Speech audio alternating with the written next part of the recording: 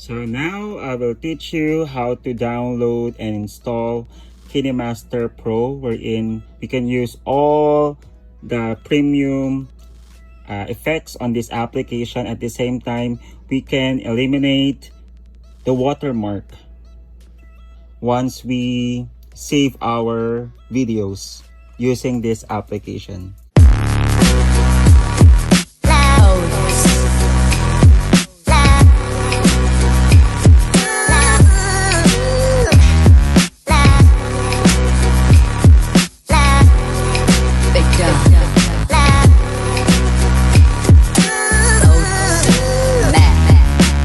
So, all we have to do first is to go to settings, proceed to security, more settings, and then make sure that we check the apps from external sources should be on. After that, proceed to your browser. You type digitbin.com. digitbin.com. Then proceed. So as you can see on this, these are the features of mode KineMaster, or the Pro one. So we can use all the effects, all the frame by frame trimming, splicing and slicing. We will eliminate the watermark. It supports all the versions on your Android phones or tablets. It has instant preview anytime. It has transition effects. We can use everything. And of course, it is the safest way to download the application in your Android devices. So you go to that page, you look for the latest mode of KineMaster. So let's download it. Okay.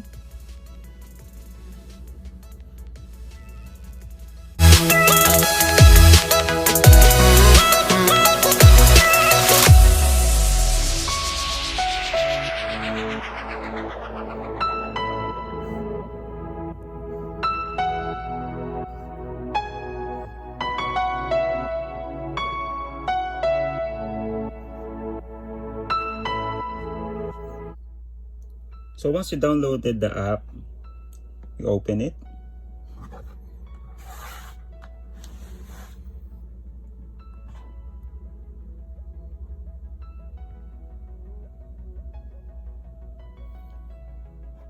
So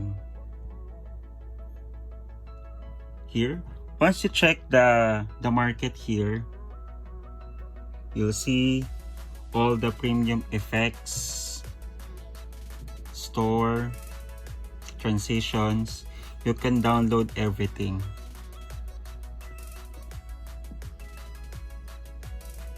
Okay, so at the same time, once you edit your video, like for example,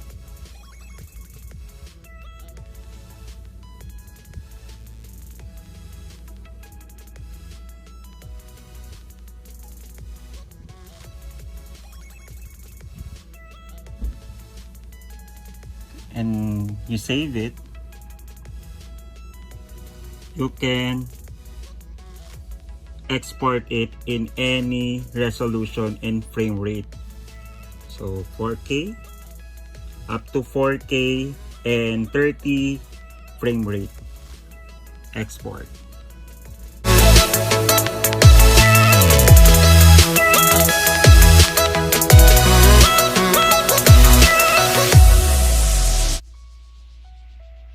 So when you check on your gallery,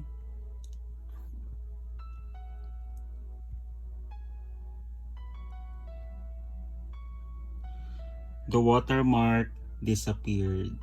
So there you go. So that's all for today.